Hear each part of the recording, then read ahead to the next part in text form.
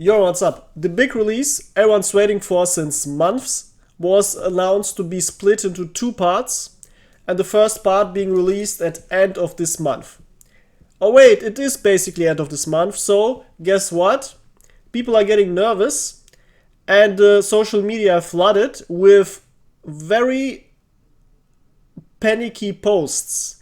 Most of them are complete misconceptions about what allegedly is going to happen, but definitely won't happen. So here are the top five misconceptions about the big merging of Enlisted. And we start with the most stupid one, which is also the one posted most often, and it's the assumption, or as if you look at the people posting it, the absolute conviction that the introduction of battle rating based matchmaking is gonna make games more unfair, especially on lower battle ratings.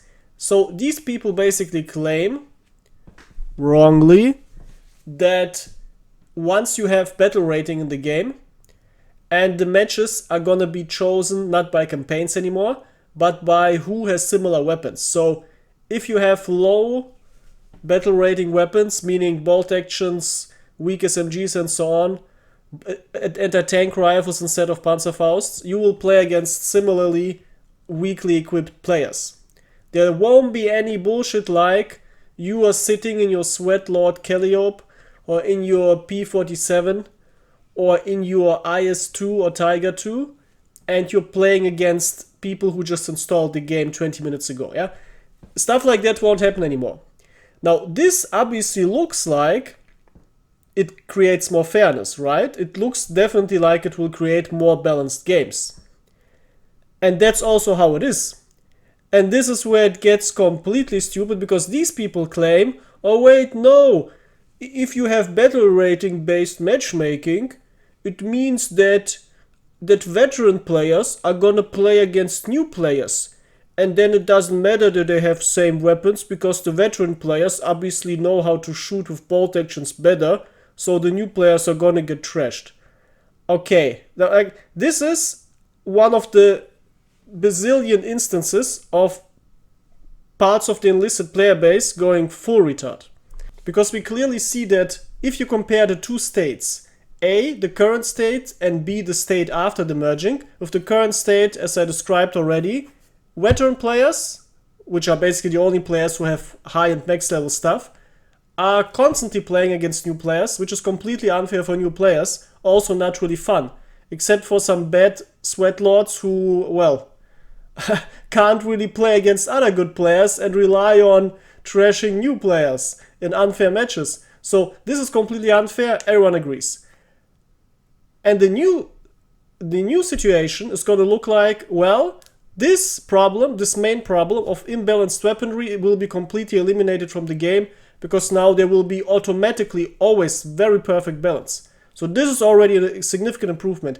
And the remaining so-called imbalanced part, where veteran players play against new players on low levels, well, yeah, but this is exactly the fallacy and the logic mistake. This is already the case too. I can easily equip bolt actions or whatever, and then play against new players. So this problem, like the imbalance problem, consists of two asymmetries. First of all, veteran against noob, and then low weapons against high-end weapons. The new current system has both problems. The new system will only have one problem. And tell you what, veteran or not, isn't really that important. Yeah, it doesn't really matter that much. But high-end weapons versus beginner weapons, this is where it matters. Yeah, a new player who already played a bunch of other games in his life can, without any problem, completely destroy veterans who sweated for Enlisted on the last 3 years. Yeah, if they just have good aim and focus and concentrate and just play intelligently, they can easily trash everyone with a bolt action, which is also, by the way, one of the main reasons Enlisted is a very good game. Basically no other game in the world has this feature. But no matter how good you are, you can be the best FPS player in the world, you cannot defeat high-end equipment with low-end equipment. You cannot. You cannot kill a king tiger with low level equipment. So yeah, this is just completely stupid. And at first I thought, when I saw this nonsense for the first time posted months ago, I thought, alright, this is just one person who can't think, and it's okay. So I mean, okay, but then I've seen these posts coming literally every week, every single week, and they get upvoted. And the question is, who the fuck upvotes nonsense like that? The thing is, if you make some really good, helpful, social, pro community post, you get most of the time trashed by the idiots on the forum. But if you make some idiot post, oh, guess what? All the idiots upvote you. So yeah, this is exactly the problem. The next point is quite similar to the first one, because it's also just a logical error. People claim oh no, I won't be able to choose maps anymore. I lose my ability to choose maps. Wait, where the hell do we have the ability to choose maps? First of all, the only choosing mechanism in the game is by playing a campaign, because every campaign has its own map pool, okay? But you can't specifically choose. You can just increase the likelihood, alright, accept it. But the actual only real way to choose your maps, or at least exclude your maps, is by deserting maps every single time you start a game.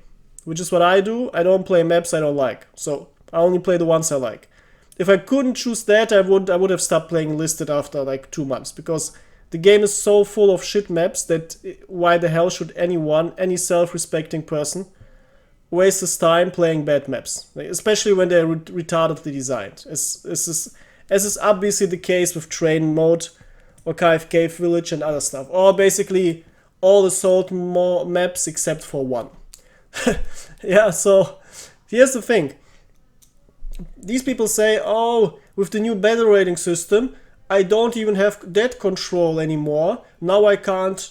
Now I like the maps in Moscow, and now I can't play them anymore the way I used to. Here's the thing. Okay, this is at least more. I accept this remark of some people, because at least this makes a little bit more sense to assume than the first point, which was completely stupid. But here's the thing. If you actually think about it, it's not like that, because the maps are tied instead of to campaigns, as it's right now. They will be tied to battle rating and war stages in a chronological order, meaning low battle rating stuff will have early war maps. Basically, Eastern Front, year 41, Barbarossa, you're gonna play the Soviet maps. Yeah, you're gonna play lots of snow maps. If you want to play Stalingrad, obviously, late 42, 43, you're gonna have mid-war equipment.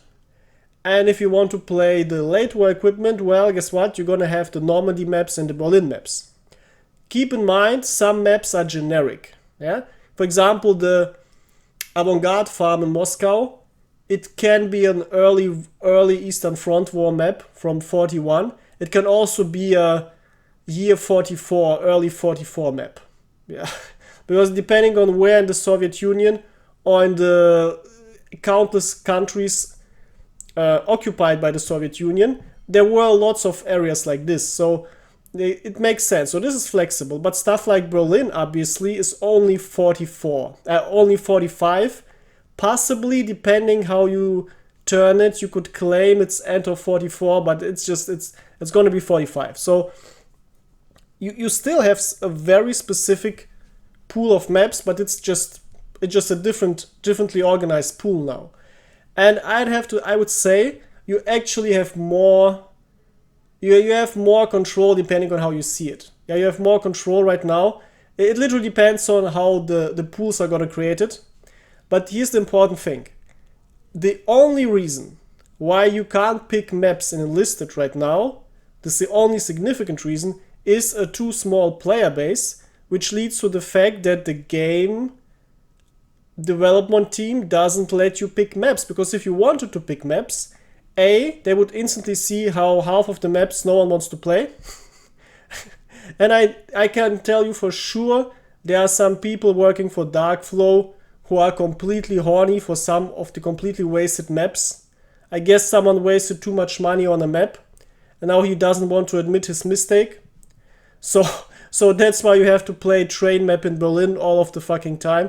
But like, this is the first problem, and this most important problem here is the player base is too small. If people started to exclude maps, very often you would play some maps quite often, and some maps you almost never would get in.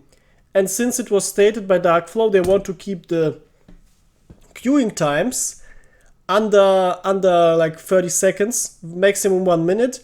Yeah, this is the point. If you have a too small player base and you have precise map selection, the more precise the map selection and the smaller the player base, the longer the queuing times are going to be. These are like direct correlations. So right now with the player base, it's not possible to have precise map selection, but once the player base grows, Darkflow can start introducing map selection. And the easiest way is to exclude maps.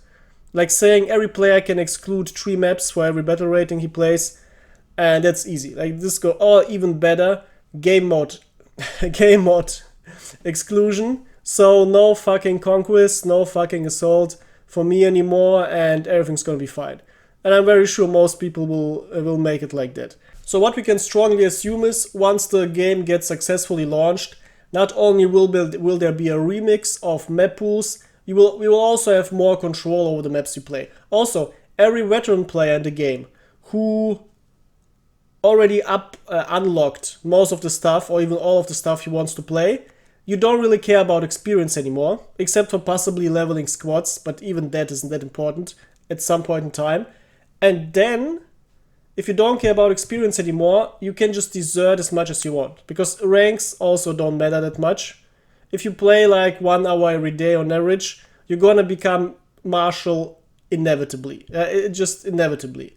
So yeah, like for all the veterans playing this game for some time already, see, the fact alone that you can afford deserting matches is already another layer of map selection that you have. And this all adds up, especially after the new merging, where you're gonna have so much stuff unlocked, and the few pieces in between the unlocking order that may be grayed out because you haven't unlocked them, well, you're gonna get them automatically. Since you unlocked anything else already, it's just gonna fill out automatically. So yeah, I personally don't care about like grinding anymore. I grinded everything I wanted, and the stuff I didn't want, well, it will be grinded passively. so yeah, like, and this is gonna be the case for many players. So yeah, map selection, I'm looking forward to that, because not only are we gonna have a much fairer game, much more balanced game, we also will have definitely more control over the maps you want to play. Number 3 on our list is the fear of some people that the game is gonna be less historical, meaning more ahistorical, because they took a look at the technology unlock sheet that was posted around 1 month ago, and they said, oh no, weapons that came very late in the war, like the ridiculously bad and cheaply with lots of mistakes manufactured German Volkssturm weapons, which were made year 44 and year 45, they are going to be unlocked at low levels. Now, there are 2 mistakes here. First of all, they confused unlock tree with battle rating tree. And this confusion point was made literally hundreds of times in hundreds of posts.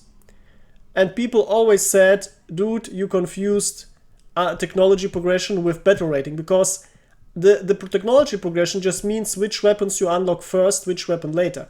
But it doesn't mean that the weapon that comes after another weapon is gonna have a higher battle rating.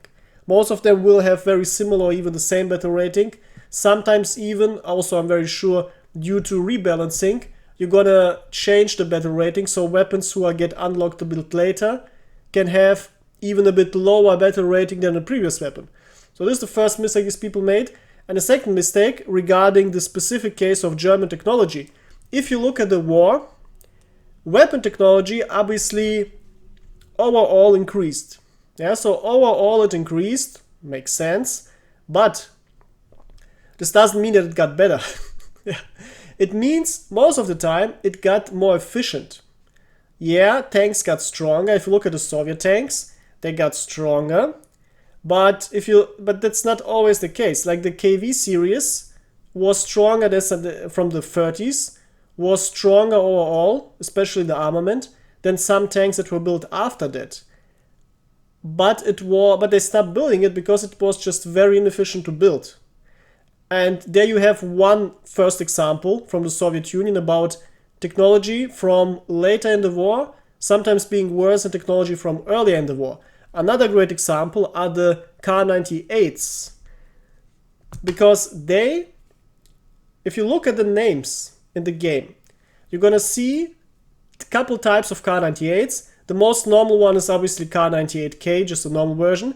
Then you also have a Kar-98K pre-war, which means it was produced before 1939. And then you have, and by the way, if it doesn't say pre-war, it means that it's being produced during the war. And then you have the very late war Volkssturm versions, or just, yeah, sometimes they're even called late war. And you can see they have very, very light wood. It's not dark wood, it's very light wood. And you also see that it's some metal parts are missing because, yeah, they wanted to produce them faster and more cheaper. And, the manufacturing isn't as high quality. So here you see again the quality of the most common, the absolute standard weapon of the German army, of all forces, was getting worse and worse over the course of the war. And this isn't an exception as for the Soviets with their KV series. No, it's literally the standard weapon, the standard rifle of all German forces that got worse and worse over the game.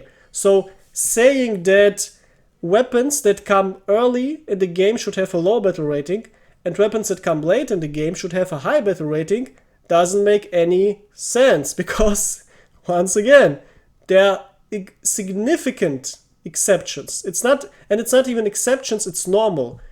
Especially if you look at Germany, the Soviet Union started, by the way, also with a very strange mix. We can compare Germany and the Soviet Union for that case, because other nations, most of the time, actually had a linear progression. They had better technology, better weapons, stronger weapons, and so on when the time progressed. But Germany and the Soviet Union didn't really follow this rule. It even would be a misconception to call it rule, because it literally depends on lots of factors whether this is the case or not. So it's not even a rule. It literally depends on the specific nation. So if you look at the Soviet Union, they started with some good weapons, started with some weak and bad weapons. The army composition overall was quite badly organized. Some units had access to great weapons, others not. And also the Soviet Union had Lend-Lease weapons, which created basic extreme quality jumps. Yeah, so it could look that you have a bunch of badly equipped tank units for the Soviet Union, and then you had like tank units that had basically 20mm cannons and or even machine guns and very thin armor.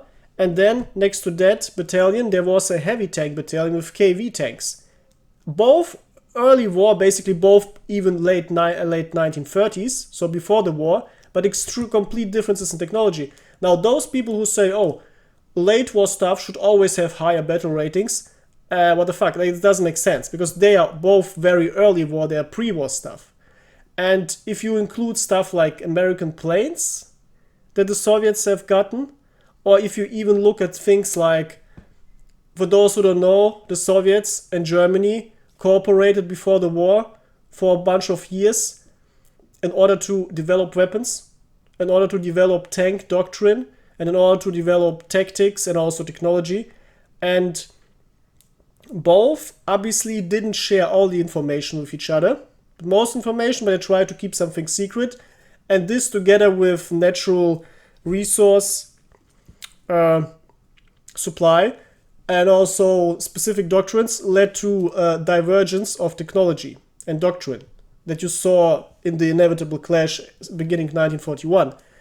And both, once again, depending on what specific weapons you look at, had some strong stuff before the war and some weak stuff before the war. And another thing is, there are not many, but some good documentaries on the engineering part of the Tiger series of the German army.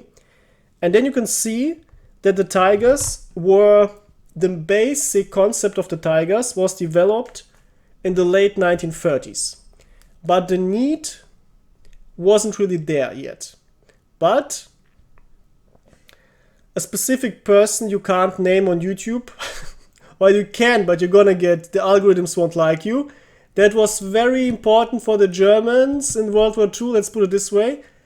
Invented the theory, the military theory, that whenever you have a war, or when you expect a war to come, which was obvious back then, that you always need to be a step ahead in terms of technology. Because if that's not the case, you're gonna be trapped in the situation of World War I, where you're fighting, and then either due to luck or due to some other factors, random factors you can't really control, the enemies are gonna have an upper hand and you're gonna get crushed. And if you don't want to get crushed, or if you don't want to lose too many soldiers in the upcoming days or weeks, you need to very quickly come up with a solution. But this obviously creates stress, you can't organize the things, it creates distortions in your supply chains and logistics, and more importantly, it creates lots of losses. So to prevent this, you always want to be a step ahead. And if you plan for a war, especially if you plan a war with the Soviet Union, which obviously will take at least 2 years, unless you are unrealistically optimistic, you need to expect that if a war goes for 1 year, there's so much data, especially tank versus tank warfare, that the enemy is going to come up with better anti-tank guns, with better armament, with better tanks overall, maybe with faster tanks, maybe with better tank doctrines and so on. So you need to plan ahead. And the only way to plan ahead is if you start the war with weak and medium tanks, like Tank 2s predominantly, Panzer 2s for Germans, but that you already plan ahead to build the next generation of Panzer 3s, and that you already have them built as prototypes, and then you actually figure out the least details and start building them in series. And that you also already plan on Panzer 4s and then even heavy tanks, Panzer 5s and 6s. So the planning was already there. So people started thinking ahead strongly. Also the Soviet Union being very large, having access to lots of engineers from different countries, also had the advantage that you had lots of engineers coming with some ideas, many being ignored. But due to, getting pounded in the beginning of in the beginning of the Eastern Front War, many ideas started catching interest of generals, because they knew, all right, we need some ideas. So technology wasn't evolving in a linear way. Technology very often was already there, and it just needed some impulse to be implemented and developed. And as the obvious last example for that case, the German technology line, if you would draw it, it literally fluctuates up, down, up, down, up, down, constantly. Like constantly, you clearly don't have a straight line. Regarding weapons, like the basic bolt actions got worse and worse. But the SMGs, they got better, especially if you start incorporating captured weapons or modified PPSHs, which Germany had a couple 10,000s of, possibly even more than 100,000, depending on how you count it. And the invention and mass production of assault rifles, this also improved it. So there you have it. On one side, German weapons over time get better, on the other side worse. Now, how do you implement it? Obviously, you can't set a hard rule into the game that late war stuff needs to have a high battle rating. By the way, whenever you read whenever you want to waste some time of your life and read one of those discussions, you will see the problem that people literally don't fucking understand what other people tell. This is a big problem from people nowadays, especially Zoomers, and especially just indoctrinated NPCs. Their brains are coded to function in a certain way, but not in any other way, especially not in a self-thinking way. So these people can only repeat what they heard or what they think. Think means convinced of, without having analyzed it objectively. And when they get a counter argument, their brains literally can't fucking process it. And I notice it's a complete waste of time to lead discussions with people on on listed forums, because most people there literally can't fucking think.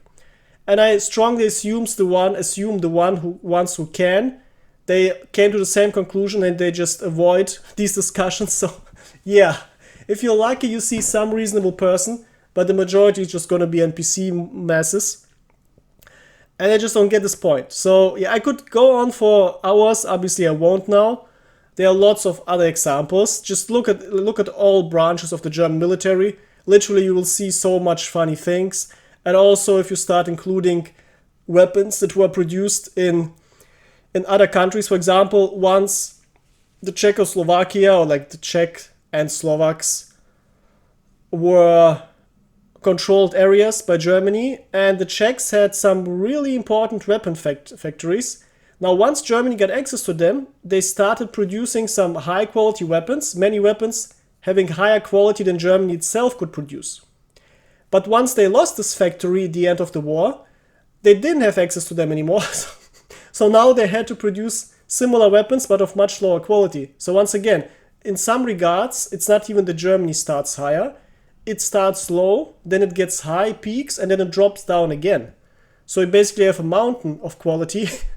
Once again, doesn't make any sense at all to include a hard battle rating rule overall for Enlisted. At number 4, we have some conundrum for many people who like historical accuracy and who like role-playing in the game, which is great because very few games actually offer you enough historical accuracy and also mechanical accuracy and atmosphere to make it possible to roleplay stuff. And it's a question of people who say, wait, I want to play Volkssturm units in Berlin. Obviously meaning random 16-year-old boys and 60-year-old grandpas with very bad equipment. Yeah, so not normal soldiers. But most of the time they were led by some veterans who just were injured or had some problems or whatever. So there were also some experienced soldiers, and this one experienced soldier leading like 20, 30 others also had some good weapons very often.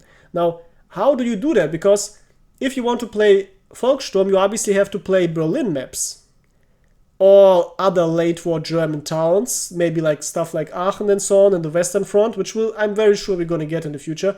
So if you want to play them, you can only play late level maps, late game maps, which also means they are tied to high battle rating. But if you give your soldiers, so if you want to play these maps, you need to reach a high battle rating with your soldiers. But if you give them only the bad low battle rating Volkssturm weapons, you won't be put into the Berlin maps because your battle rating is low now. Now, how do you solve that? Well, there's a very simple trick. Your battle rating overall is counted by the highest battle rating weapon or vehicle that you have.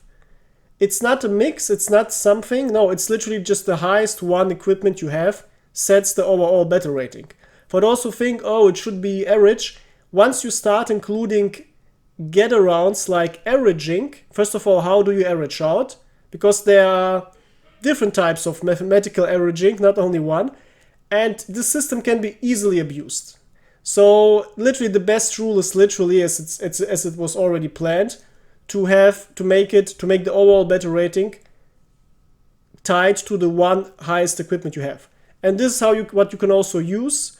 Just create your army, equip them with very low battle rating stuff that you want to play in the Volkssturm, and then give one soldier a max level weapon. Like give one soldier an FG42.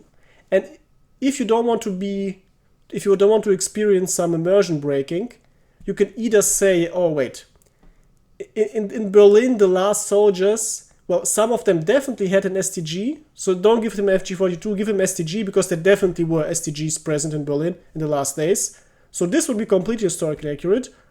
And then you can say, all right, I have my 3 or 4 whatever infantry squads of Volkssturm with my grandpas, with my 16-year-old Zoomers, and they get some random bad weapons, but the leader overall of them gets the good weapon.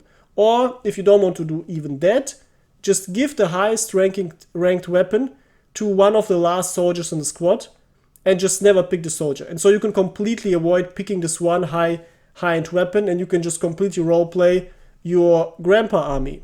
And at point number 5 we have the question, is the merge gonna be good or bad? Simple answer, I can tell you 100% it's gonna be good. My personal opinion, it's gonna be great, especially long term, because right now the game is in a position where it's not sustainable long run, and it also needs to be improved, and many of the old mechanics that are sabotaging the game need to be broken up, and also the game needs to become much more new player friendly so it can grow, because A, with the player base right now, it's financially not sustainable, and B, do you really want to keep the current Enlisted community, or do you want it to improve with new people, with lots of new people, so all of the bad elements get diluted down, so their impact falls? Exactly. So I'm very sure the game on a social, on an economical, and especially on a playing level is going to be much better. And it's going to be so much better that not only are we going to be able to choose maps and so on, the matches are going to be much fairer. You can also do some fancy stuff like playing specific battle ratings, giving you new experiences that the game currently doesn't offer. If you want to play bolt action only, you can't do it, because even if you do it, your enemies definitely won't. Yeah, your enemies are gonna bring up those Tiger 2s and fucking Calliopes.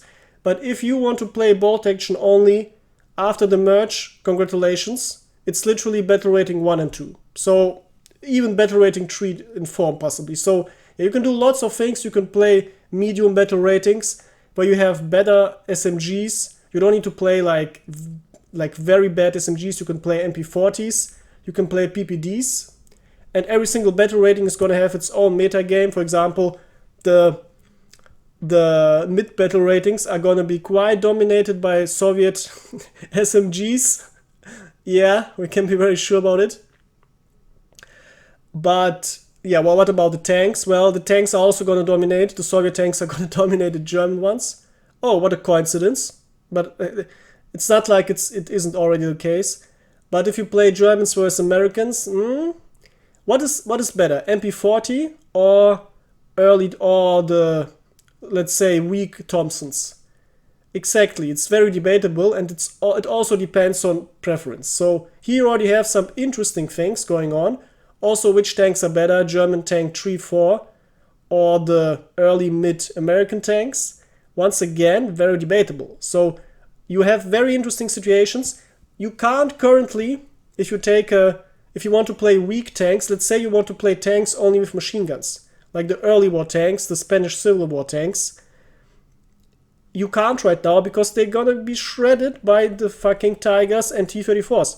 But with the new upcoming system, you will be able to play weak tanks against weak tanks, which is gonna be nice. Also, once the Polish campaign comes in, or Polish nation, I hope very much, and yeah, I'm very sure it will be also the case, we're gonna get cavalry units. And, well, cavalry units, how do you want to, well, balance them? By the way, the main reason we don't have them yet in the game is they are very hard and expensive to code, because you can't just copy random movement codes from other games, because very few games have actual cavalry that will work in Enlisted. So yeah, you have to do it all yourself, and it's very expensive. Takes a long of time. But if you wait, I say 1 or 2 years, we're gonna have cavalry, and then you can play cavalry against weak tanks, or you can play cavalry against motorcycle units. So yeah, we're gonna have lots of cool things going on that are currently not possible. Alright, oh, and also stuff like doppeldecker, early war plane fights, which are also fun. Also things like anti-tank rifles are going to be viable. Anti-tank guns are going to be quite important, because early war, low battle rating weaponry, well, the tanks will be quite good, and depending on the nation, some tanks will be quite well armored. And stuff like anti-tank guns are going to become relatively much stronger than they are right now. Because try to build an anti-tank gun against an IS tank or against a Tiger. Exactly, won't work. But anti-tank guns against weak tanks work wonders. So yeah, there's going to be lots of shake-ups and lots of new type ways of playing and enjoying the game. I'm looking forward. Let me know what you think. Until next time, goodbye, and make sure you like and subscribe and share with your nerd friends so our ParaDivision here grows.